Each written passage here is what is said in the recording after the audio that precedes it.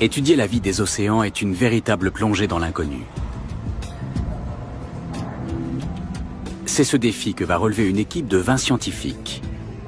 Ils s'apprêtent à embarquer à bord du Sonne, un navire d'exploration allemand, pour une mission pionnière. Depuis les premières expéditions océanographiques, la recherche a pu résoudre certains mystères des profondeurs. Mais la connaissance des grands fonds est toujours parcellaire. Les scientifiques réunis dans le port de Yokohama au Japon font partie du MARUM, le centre allemand pour les sciences marines de l'environnement. Leur mission est ambitieuse, explorer les fonds marins japonais pour mieux comprendre les tsunamis. Leur voyage est programmé depuis des mois et le matériel a déjà été acheminé par voie maritime depuis l'Allemagne. Pour la première fois, les chercheurs allemands vont travailler main dans la main avec des scientifiques japonais. Travailler à bord, c'est ce que je préfère dans mon métier. Chacun est spécialisé dans un domaine et nous faisons des découvertes inédites. C'est ce qui rend notre métier passionnant. La destination a de quoi allécher tous les géologues du monde. L'épicentre du tremblement de terre qui, le 11 mars 2011, a frappé le nord-est du Japon.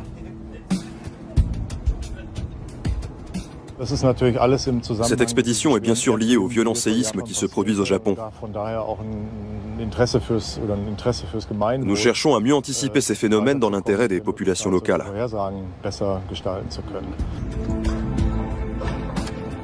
Le navire océanographique restera 4 semaines en mer, avec une brève escale pour renouveler l'équipage. Les deux équipes de scientifiques utiliseront des engins sous-marins pour sonder les fonds marins et pour prélever des échantillons. De gros espoirs sont placés dans la collaboration entre le MARUM et les scientifiques japonais.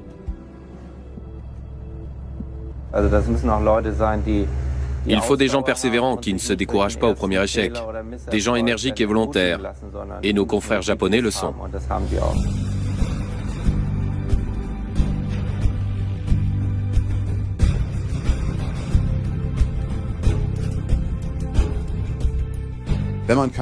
Quand on n'a pas peur de se trouver sur un bateau au milieu de l'océan, on développe une véritable fascination pour la mer.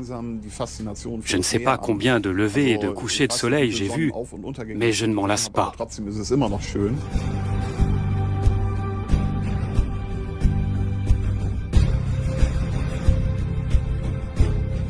Le navire reste rarement ancré à Brême, son port d'attache. La plupart du temps, il est en expédition dans les mers et les océans du globe. À son bord, un équipage de 25 personnes et presque autant de scientifiques. Le capitaine est le chef de la logistique. Il faut tout avoir à bord quand on part pour une expédition de 40 jours. Si on a oublié quelque chose, il faudra faire escale dans un port ou se faire parachuter une cargaison par avion. Et ça complique les choses. Il y a donc une importante logistique derrière tout ça, et mon boulot, c'est de tout coordonner.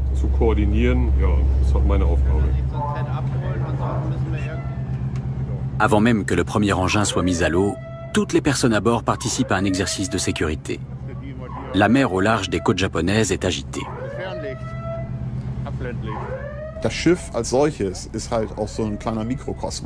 Le bateau est un microcosme. On travaille tous très étroitement les uns avec les autres.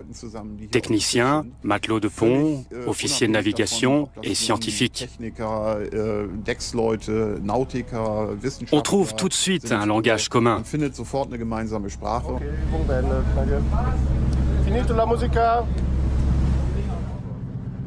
Océanographe passionné, le chef de projet Gerold Weffer chapeaute l'équipe scientifique. Je trouve motivant d'explorer avec nos confrères japonais une zone extrêmement intéressante. Elle l'était déjà avant le séisme, en raison des émanations de gaz qui ont été observées et de l'activité tectonique. C'est toujours passionnant et un véritable défi d'explorer cette zone.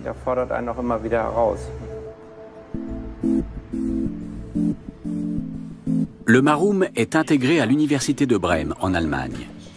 Cet institut de pointe de renommée internationale a été créé sous la houlette de Gerold Weffer.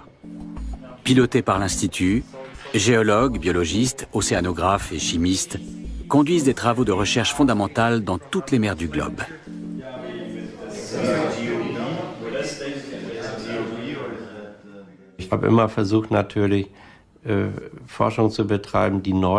J'ai une approche innovante de la recherche.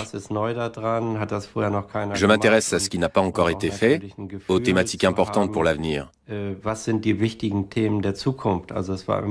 me projette toujours dans 5 ans, pour mieux identifier les orientations à suivre en fonction des thèmes émergents.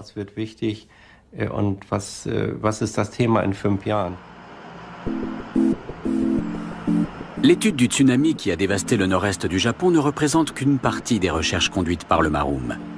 Tous les appareils stockés dans cet entrepôt ont déjà permis d'explorer le Pacifique, l'Atlantique, la Méditerranée et la mer Noire. Ces instruments sous-marins de très haute technologie nécessitent un perfectionnement constant.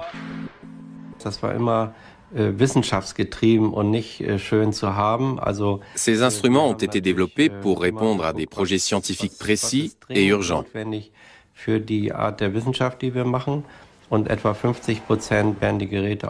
La moitié d'entre eux sont également utilisés par d'autres instituts dans le monde. C'est la preuve que nos appareils sont attractifs. Certains d'entre eux ne sont détenus que par 6 ou 8 autres instituts dans le monde. Disposer de ce type d'appareil nous permet donc de nous démarquer. Retour à bord. Les scientifiques japonais de JAMSTEC, l'Agence des sciences et technologies marines et terrestres, ont leur propre mission. Retrouver les stations de mesure sous-marines vraisemblablement détériorées par le séisme et, si possible, les réparer.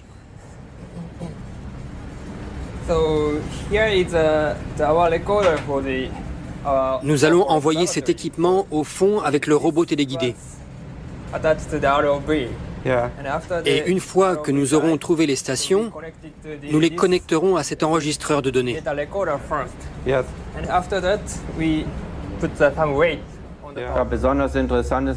Ce qui nous intéresse particulièrement, c'est de comprendre comment le déplacement des fonds provoqué par le séisme peut déclencher un tsunami. Comment des phénomènes tectoniques peuvent modifier le plancher océanique.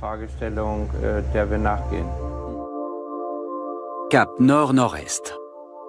La zone de recherche se situe à 360 km. Les Japonais cherchent les stations JT1 et JT2. Le séisme pourrait les avoir ensevelis ou cassés. Les ravages causés au fond marin par le séisme n'ont pas été évalués. Des mesures effectuées par des scientifiques japonais ont révélé que le fond de l'océan s'était déplacé de plusieurs mètres à cet endroit. Bien entendu, la qualité du travail que nous effectuons ici repose sur notre collaboration avec nos collègues japonais.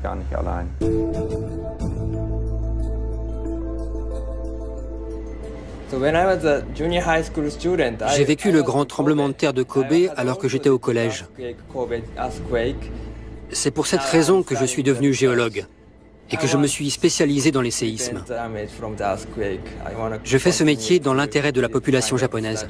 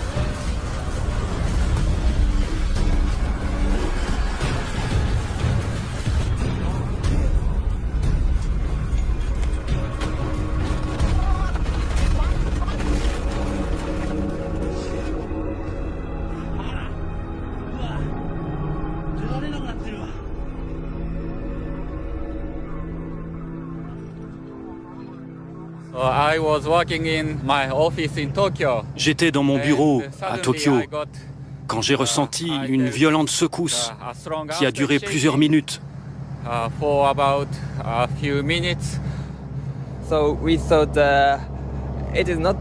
a compris qu'il ne s'agissait pas d'un tremblement de terre ordinaire et qu'il risquait d'être suivi par un tsunami.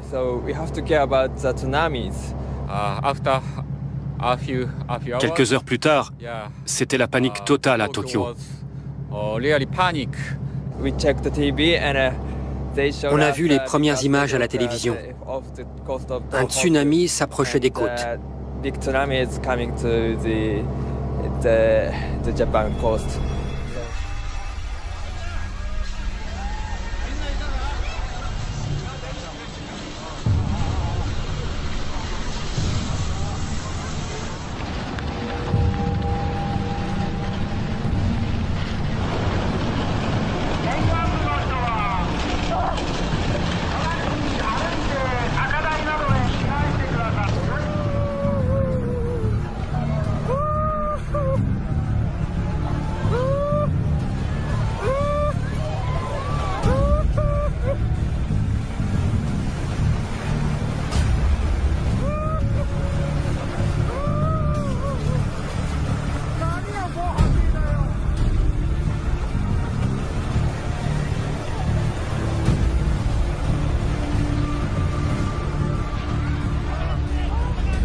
Le tsunami engendré par le séisme du 11 mars 2011 a atteint les côtes japonaises en 20 minutes. Les tsunamis se déplacent à la vitesse d'un avion à réaction, soit 800 km/h. 12 heures plus tard, la même vague avait rejoint les côtes californiennes.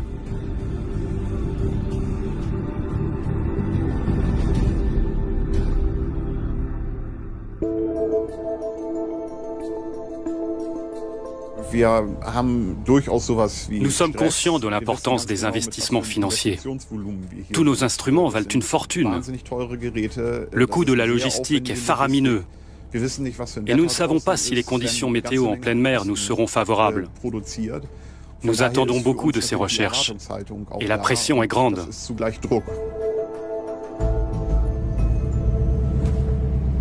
L'AUV, un véhicule sous-marin autonome, est un appareil extrêmement fragile. Avant sa mise à l'eau, l'équipe doit réparer un dommage survenu pendant le transport. Au port, le conteneur a été manipulé brutalement et son contenu a reçu de gros chocs. 3 capteurs du véhicule ont été arrachés de leur support et nous avons été obligés de démonter sa partie arrière.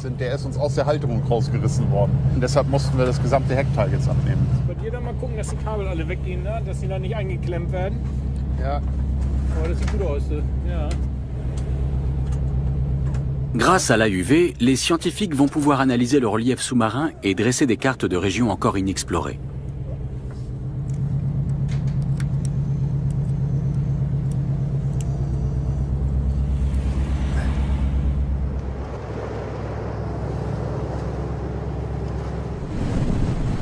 Les géologues ne manquent jamais une occasion d'étudier les fonds marins sur le terrain plutôt qu'à l'université. Myriam Römer n'avait pas mis les pieds sur un navire depuis 1 an. J'ai déjà participé à 7 expéditions. J'ai été enchantée à chaque fois. Être à bord d'un navire est l'aspect le plus agréable et le plus fascinant de notre métier.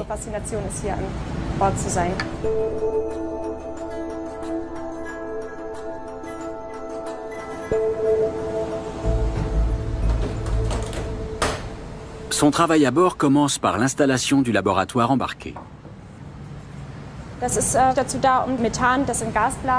On va prélever et analyser des composés gazeux contenant du méthane. Pour cela, on aspire les gaz dans un récipient pressurisé, maintenu à la même pression que celle des fonds marins. Une fois remontés, on pourra les libérer de manière contrôlée et mesurer leur teneur en méthane.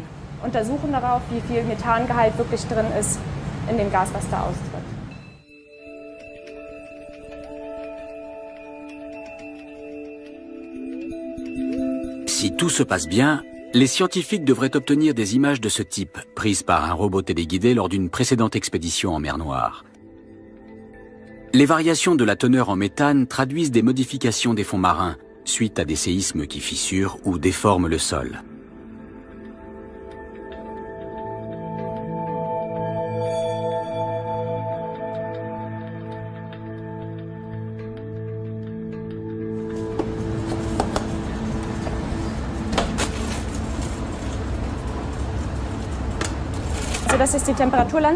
On positionne la lance thermique de cette manière pour l'enfoncer dans le sédiment. Cette partie est munie de capteurs thermiques qui mesurent la température. Dès que nous détecterons une anomalie, c'est-à-dire une élévation de la température, nous saurons qu'il faut chercher de ce côté-là. Mais dans l'immédiat, je dois d'abord arrimer tous les appareils, car avec la houle, ils risquent de tomber de la table. Le pont est balayé par les vagues. Les prévisions météo sont mauvaises. Sur le pont arrière, on prépare tout de même le ROV pour une première plongée. Il s'agit d'un véhicule sous-marin contrôlé à distance. Volker Rathmeyer a piloté l'appareil dans presque toutes les mers du globe, mais pas encore ici.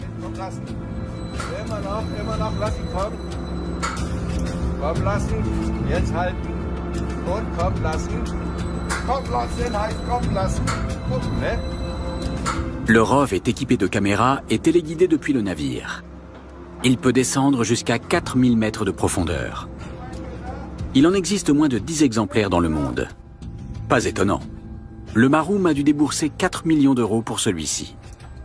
Il est manœuvré avec d'infimes précautions.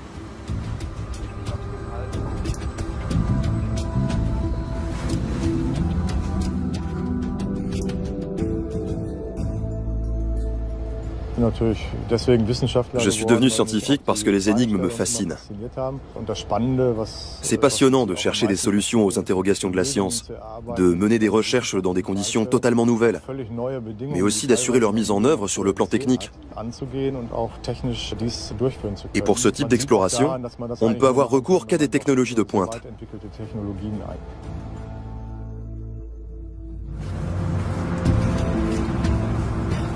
Le vent, les vagues et les courants sont les ennemis des chercheurs. La plongée numéro 318 du ROV est finalement reportée. Il y a un courant de presque 2 nœuds, du vent et une houle de presque 3 mètres.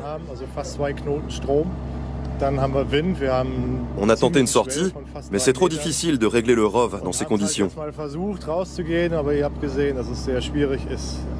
On a finalement renoncé à la plongée car la mer est de plus en plus agitée.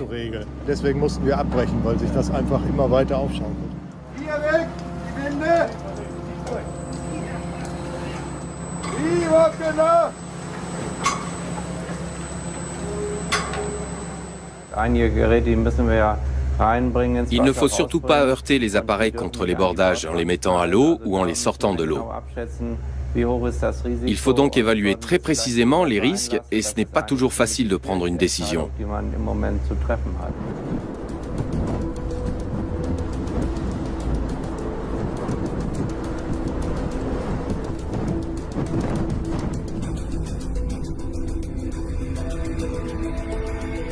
Le navire va longer la fosse du Japon, qui traverse le fond de la mer et remonte vers le nord. Elle s'étire sur 800 km et son point le plus profond se situe à 9000 mètres en dessous du niveau de la mer.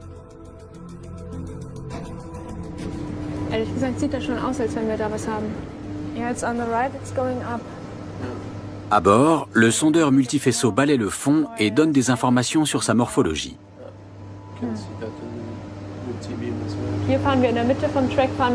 Nous sommes en train de parcourir la partie médiane de la fosse. On voit ici une élévation du relief et c'est précisément cette falaise qui réfléchit le signal que nous recevons ici, de couleur légèrement plus orangée. Il pourrait s'agir de l'émanation gazeuse que nous recherchons.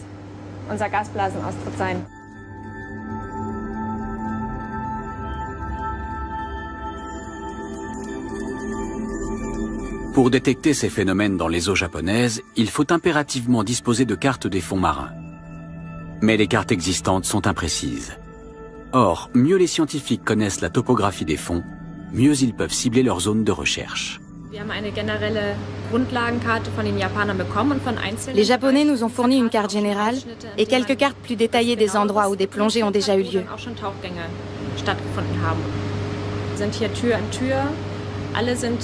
Tout le monde est impatient de voir ce qu'on va découvrir.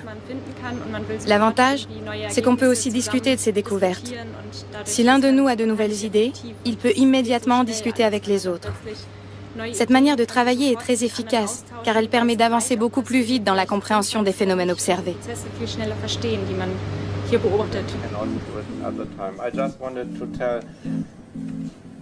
Lors de la réunion quotidienne, les deux équipes déterminent l'itinéraire où seront effectués les relevés. Le navire a maintenant atteint une position qui intéresse beaucoup les chercheurs japonais. Ils pensent que le plancher océanique s'est soulevé à l'extrémité d'un talus continental. Pour l'instant, c'est une simple hypothèse. Mais si elle venait à se confirmer, ce serait une découverte importante.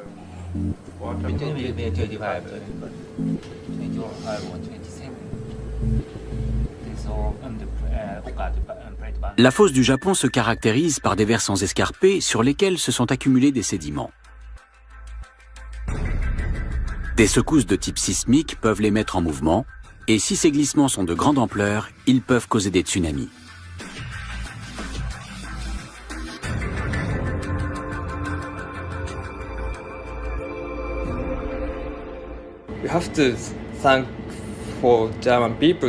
Participer à cette expédition est une grande chance pour nous.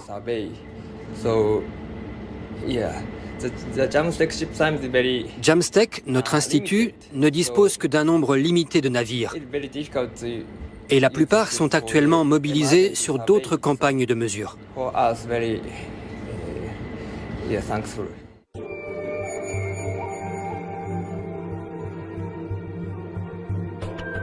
Avec un sous-marin de recherche océanographique, Jamstec a filmé il y a quelques mois une immense faille. Cette découverte a néanmoins apporté plus de questions que de réponses. La faille est-elle récente ou ancienne? Est-elle consécutive au séisme du 11 mars 2011? L'activité sismique dans la région qui entoure le Japon est la plus forte du monde, car l'archipel se situe à la jonction de 4 plaques tectoniques. La Terre y tremble régulièrement et toujours avec une extrême violence. Pour quelles raisons? La science a fourni des premiers éléments de réponse il y a une centaine d'années.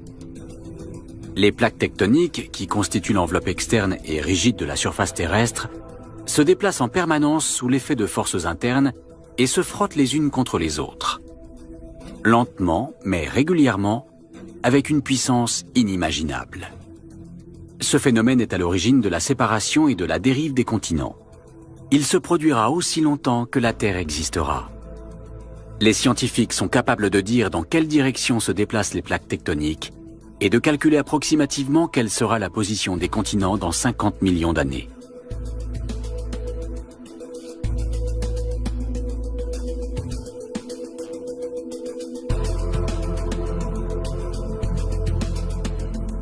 Ces plaques se chevauchent au large du Japon, engendrant d'immenses tensions qui sont à l'origine de séismes.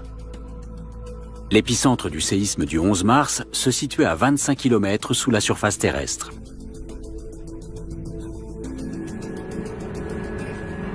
Un des principaux objectifs de la mission est de prélever des échantillons du sol dans la fosse du Japon.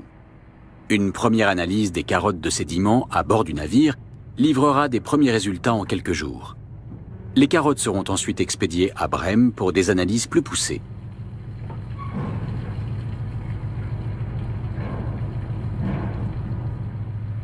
Un tube en acier contenant un autre tube en PVC est suspendu à un câble de 8 km et descendu jusqu'à ce que le contrepoids touche le fond.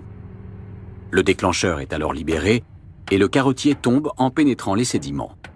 Il est ensuite remonté sur le navire. Les échantillons récoltés constituent de précieux éléments pour l'étude des fonds marins.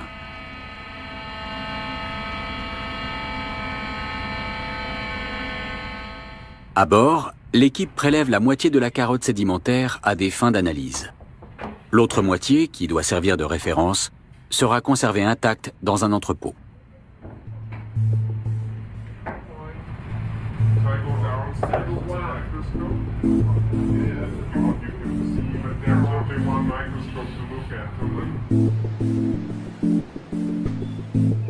À l'Institut de Brême, plus de 150 km de carottes sédimentaires sont conservées dans un entrepôt étanche et réfrigérées à 4 degrés. Une véritable manne pour les scientifiques. Il n'existe que 3 centres d'archivage tels que celui-ci dans le monde. celui de Brême stocke des carottes prélevées dans l'océan Atlantique, du pôle Nord au pôle Sud. Parmi elles, une rareté absolue. C'est un échantillon datant de l'extinction Crétacé-Tertiaire, l'époque de la fameuse chute du météorite connue pour avoir entraîné la disparition des dinosaures. L'accumulation de sédiments s'est faite au rythme de 2 cm tous les 1000 ans et cette couche est contemporaine de l'impact. Elle contient des matériaux fondus et notamment une couche d'argile contenant un taux très élevé d'iridium, un élément extraterrestre, dont la présence prouve qu'il y a bien eu un impact de météorite. Les précieuses carottes sédimentaires attirent chaque année des centaines de scientifiques venus du monde entier et désireux de valider leur thèse.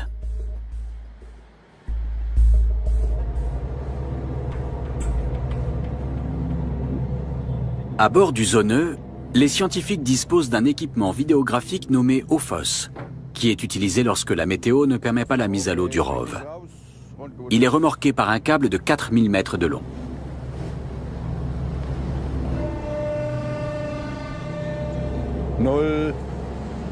Cela nous permet d'avoir au moins une vision du fond. Même si on ne peut pas prélever d'échantillons avec l'OFOS, ça nous donne un aperçu des endroits susceptibles de nous intéresser. Quand les conditions météo permettront d'utiliser le ROV, nous saurons où aller. Voici les premières images du plancher du Pacifique, prises sous 3 angles différents. Repérer des formations intéressantes reste toutefois fastidieux. La zone de recherche couvre plusieurs centaines de kilomètres carrés et l'OFOS ne peut se déplacer qu'à la vitesse du navire. Nous devons être attentifs à la moindre faille, la moindre cassure, la moindre pente. C'est toujours le signe que quelque chose s'est produit. Le navire sonde les fonds marins en suivant des lignes parallèles. Des mesures sont effectuées tous les 8 km sur environ 20 km de long. Durant la nuit, le dispositif est remonté pour que le navire puisse se rendre plus rapidement vers un autre site. Cette fois, les images fournissent des informations intéressantes. On dirait qu'il y a une pente, comme s'il y avait un dénivelé. Ça semble remonter un peu, de quelques dizaines de centimètres. On distingue aussi plusieurs failles, mais du dessus on ne voit pas très bien. On devrait refaire un passage en partant de là. Il y en a une autre ici. Exact. Mais elles sont toutes orientées dans la même direction. Oui, elles sont disposées comme celles que les Japonais ont observées quelques kilomètres plus au sud et à l'est.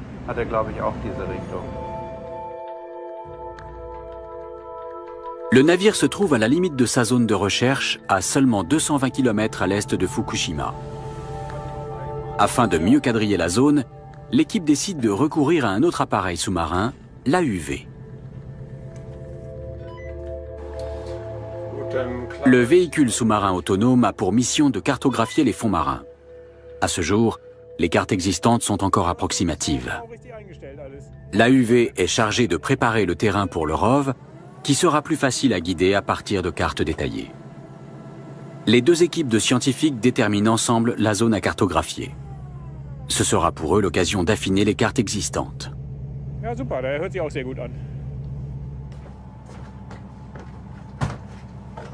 Gerrit Meinecke pilotera l'AUV depuis ce poste de travail. C'est un véhicule autonome.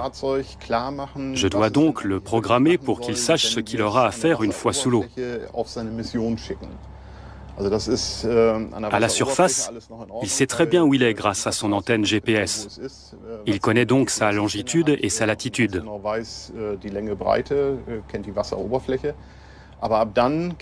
Ensuite, on va lui donner l'ordre de passer en mode mission et de rejoindre une position déterminée.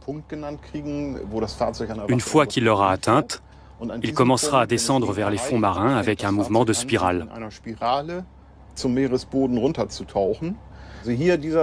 que nous voyons ici, en haut, c'est la courbe de niveau délimitant les 3450 mètres de profondeur.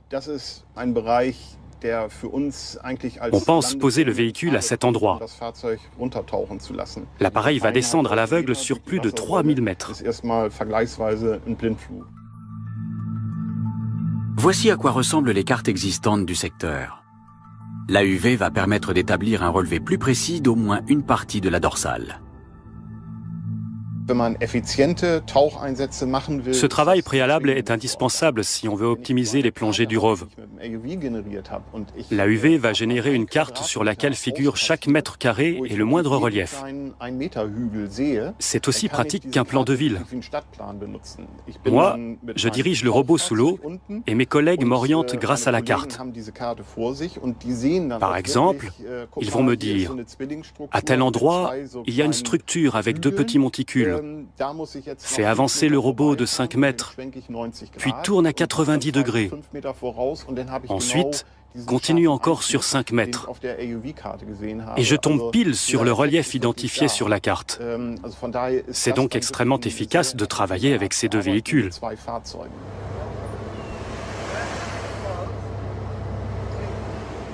Le navire a atteint la zone où les chercheurs japonais veulent positionner leurs balises de mesure sismique. Elles font partie d'un réseau d'appareils de mesure installés au large de toutes les côtes japonaises.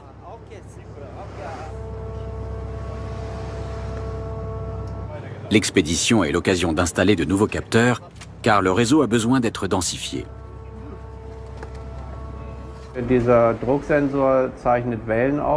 Ces capteurs de pression enregistrent les vagues et les tsunamis.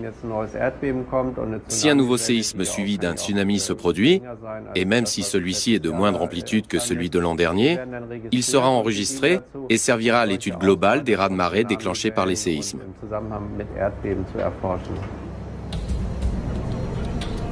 Au Japon, la prévision des tsunamis n'est pas encore assez efficace, selon les scientifiques. La zone à risque sismique s'étire sur plusieurs centaines de kilomètres le long des côtes de l'archipel. Il est prévu d'y installer de nouvelles sondes.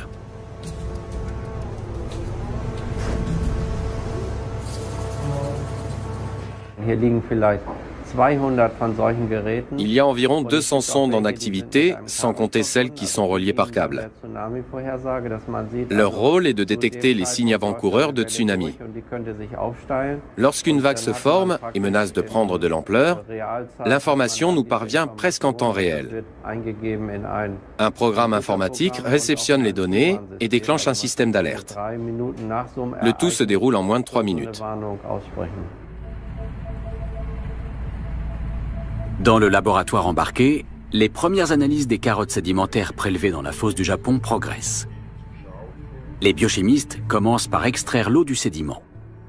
Il n'y en a que quelques millilitres, mais c'est suffisant pour en mesurer le pH, l'alcalinité et la teneur en ammonium.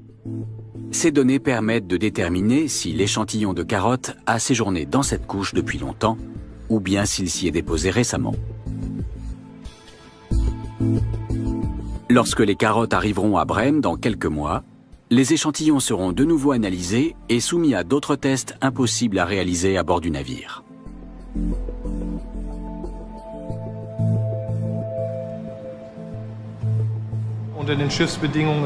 Les conditions à bord ne sont pas toujours idéales pour effectuer de bonnes mesures. Nous en revérifions certaines une fois rentrées pour nous assurer que les résultats concordent. Les prélèvements sont placés dans le passeur d'échantillons. L'échantillon est aspiré dans le tube, introduit ici, dans le nébuliseur, puis passé à la flamme.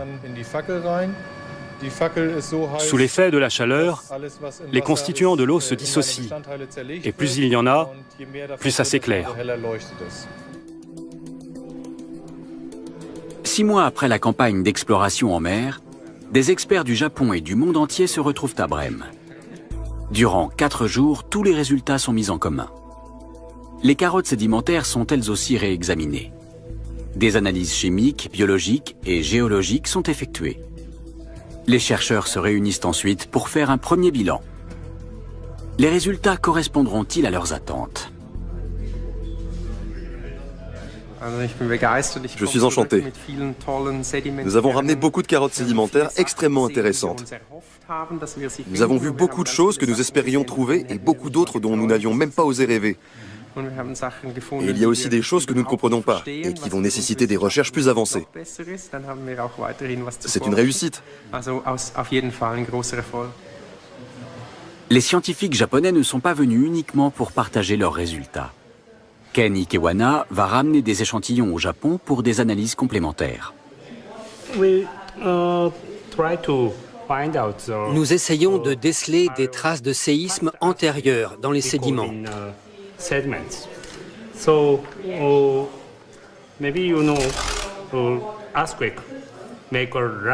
Vous savez sans doute qu'un séisme est suivi d'une violente secousse latérale. Cela peut entraîner des glissements de terrain et des phénomènes de resédimentation caractéristiques.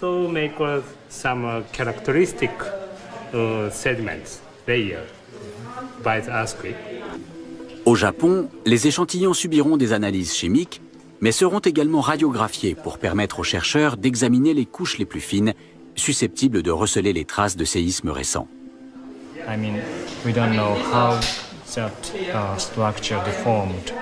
Nous ignorons quelle modification le plancher océanique a subi par le passé.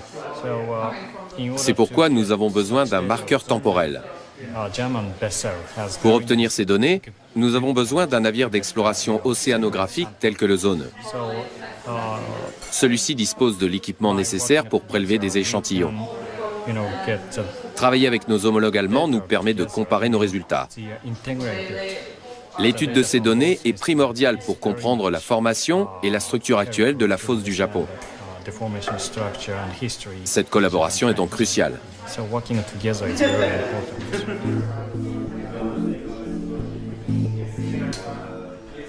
La mise en commun des résultats provisoires a fait progresser la communauté de chercheurs, notamment sur la question fondamentale de l'origine du tsunami du 11 mars 2011.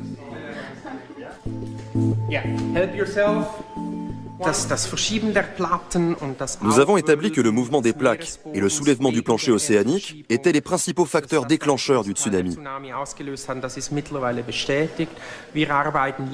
Nous travaillons actuellement avec d'autres chercheurs et grâce à des modèles informatiques, nous allons déterminer si d'autres vagues ont été générées par ces mécanismes.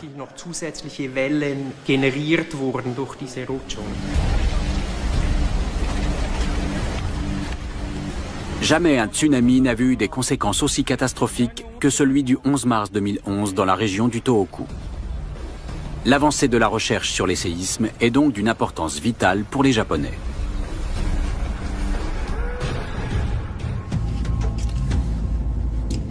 L'expédition scientifique poursuit son autre objectif: localiser les stations de mesure JT1 et JT2 et relever leur nouvelle position.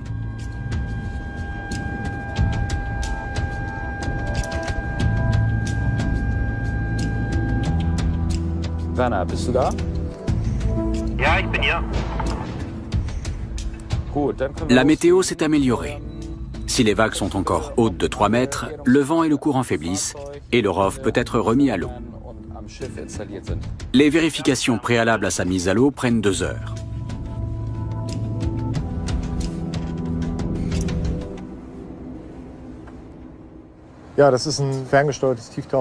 C'est un véhicule sous-marin téléguidé. Il est capable de plonger à de grandes profondeurs, d'effectuer divers prélèvements et diverses mesures.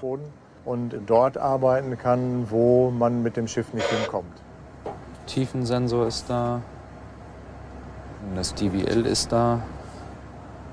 La communication avec un engin sous-marin nécessite une technologie fiable et sans faille. Kameras sind auch da. À partir d'une profondeur de 5 ou 600 mètres, il n'y a plus de lumière. Or, il en faut beaucoup pour pouvoir filmer avec des caméras à haute résolution. Le ROV a une capacité d'éclairage de 2,4 kW, assurée par des lampes LED, des lampes à décharge et des halogènes.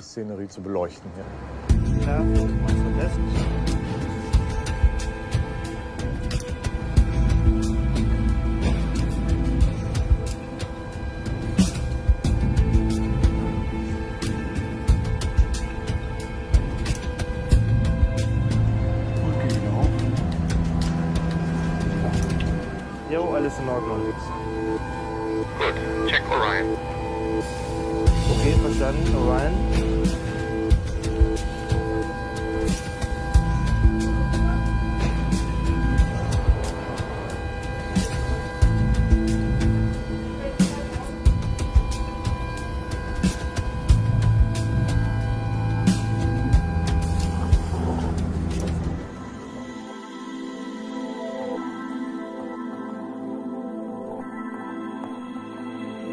Les bras articulés du robot peuvent prélever des échantillons, les emballer dans des caisses de transport et même installer des instruments.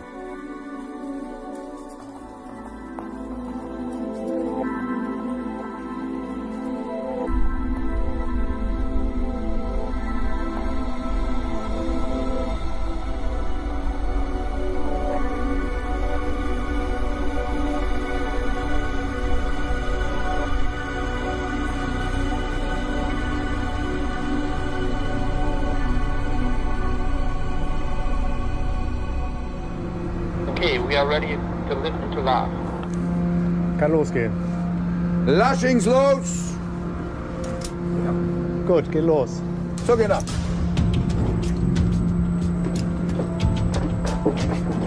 Gut.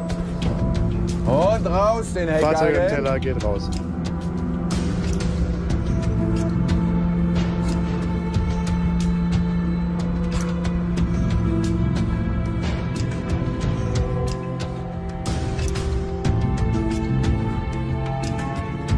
Und stopp den Heckhaken. So, Fahrzeug außenbord. Klar für Highpower. Okay, high power is coming up now. So, ihr seid soweit? Wir sind soweit. Ja, wenn dann jetzt. Gut. Günther 4. Fahrzeug geht ins Wasser, ihr sagt Lasching Anland. mitkommen. Kann er los? Lasching los? Lasching los, ja. Lasching los! Ach, scheiße. Geahndet. Los, den Lasching! So, Winde hieven, Winde hieven. ist egal jetzt. Winde hieven! So, Fahrzeug ist frei. Bisschen eindrehen nach Steuerbord.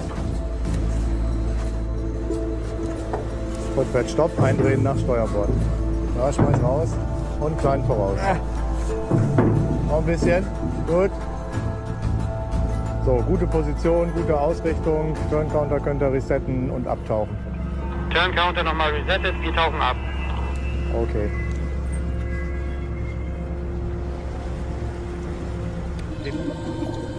But de la plongée numéro 318, retrouver la station de mesure japonaise JT1. Durant plusieurs années, celle-ci a fourni de précieuses informations sur les mouvements de la plaque tectonique sur laquelle elle reposait. Les chercheurs japonais supposent que le séisme l'a détruite. La retrouver et récupérer ces données serait une aubaine pour les Japonais. La descente dure 2 bonnes heures. Piloté depuis la station de commande, le robot donne l'impression de voler. Ça se rapproche plus du pilotage que de la conduite, parce qu'on se déplace dans 3 dimensions. Si on faisait rouler le robot au fond de la mer, on soulèverait trop de sédiments. Quand on veut le déplacer pour aller vers un autre site, on le remonte. C'est un déplacement dans l'espace, et c'est pour ça qu'on dit qu'il vole. Le ROV va descendre à 2000 mètres de fond et subir une pression de 200 bars. Par le passé, on a eu des engins dont la paroi en acier faisait 5 mm d'épaisseur. Quand ils descendaient à de grandes profondeurs, la paroi était broyée comme une canette de soda. Sur le ROV, beaucoup de composants ont des parois bien plus fines, mais elles résistent à la pression parce que leurs espaces creux sont comblés avec de l'huile.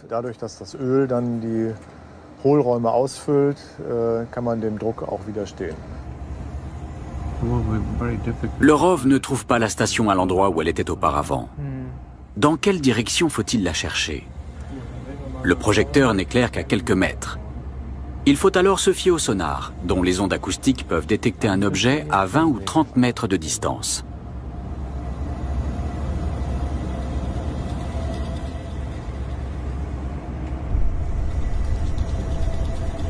Je pensais qu'on trouverait plus facilement.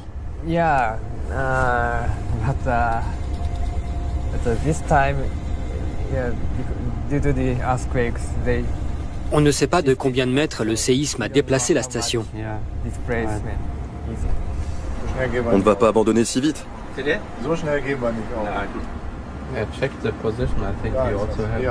La voilà. Les scientifiques savent à présent dans quelle direction aller. Quelques minutes plus tard, ils aperçoivent la station.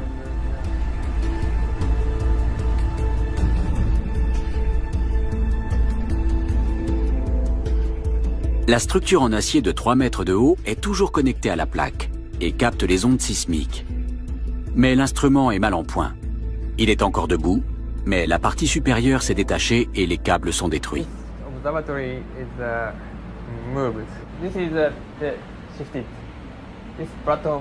La station est inutilisable. Kazuya Kitada commente les images pour ses collègues. Le robot fait lentement le tour de la station pour en visualiser tous les détails. La fabrication et la mise en place de l'appareil ont coûté des millions. Le séisme a tout détruit. Quant à la deuxième station, elle n'est plus à sa position initiale, mais semble encore à peu près fonctionner. Reste à savoir si elle pourra être réparée.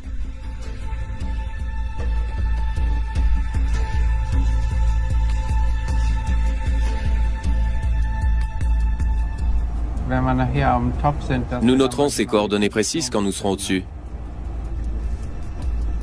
En comparant la position actuelle de la station à sa position initiale, les scientifiques constatent que le séisme a déplacé le sol de 50 mètres à cet endroit. Gerold Weffer a pris des risques en conduisant cette opération, et son audace a été récompensée. On a eu de la chance. On a profité d'une fenêtre météo pour mettre le ROV à l'eau et on a pu localiser la station. C'est super. Nos collègues japonais pourront ainsi décider d'installer ou non de nouveaux appareils lors d'une prochaine plongée. C'est une bonne chose qu'on ait pu descendre. Cette expédition germano-japonaise ne sera pas la dernière. Certaines questions ne pourront être résolues qu'à l'occasion d'une prochaine mission scientifique.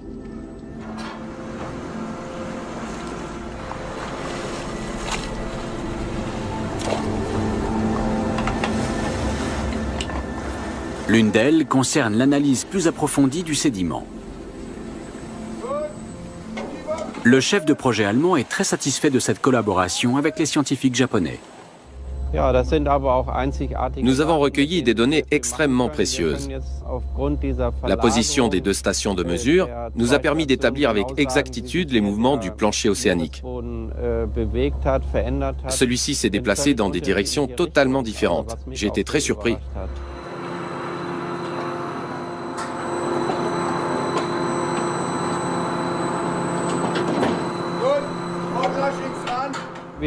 Nous allons poursuivre notre expédition vers le sud, en direction de Tokyo. Demain matin, nous mettrons des observatoires à l'eau. Ce sont des instruments de mesure que nous arrimerons dans le sol. Nous les récupérerons lors d'une prochaine expédition. Puis nous reprendrons la route et en chemin, nous effectuerons d'autres mesures des fonds marins. Le Japon est en vue. Mais les chercheurs continuent à sonder les fonds marins jusqu'au dernier moment. Le déplacement du plancher océanique, confirmé lors de cette expédition, a-t-il joué un rôle dans la formation du tsunami? Nous avons obtenu des résultats impressionnants, y compris par rapport à d'autres expéditions menées au Japon.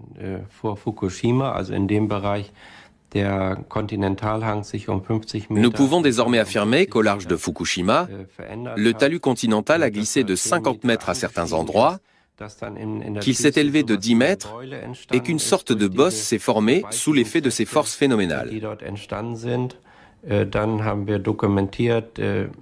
Nous avons la preuve que des masses continentales ont été soulevées par la colonne d'eau avant de se reposer.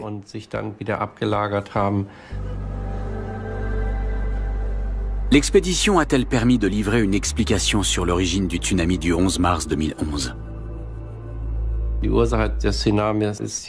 Le tsunami a été déclenché par le brusque déplacement, la rupture et l'effondrement du talus continental. Le plancher océanique s'est alors déformé, ce qui a provoqué cette gigantesque vague. Dans 2 jours, le navire océanographique accostera au port de Yokohama. Puis il reprendra la mer avec une autre équipe et d'autres questions pour tenter d'arracher de nouveaux secrets au fond marin.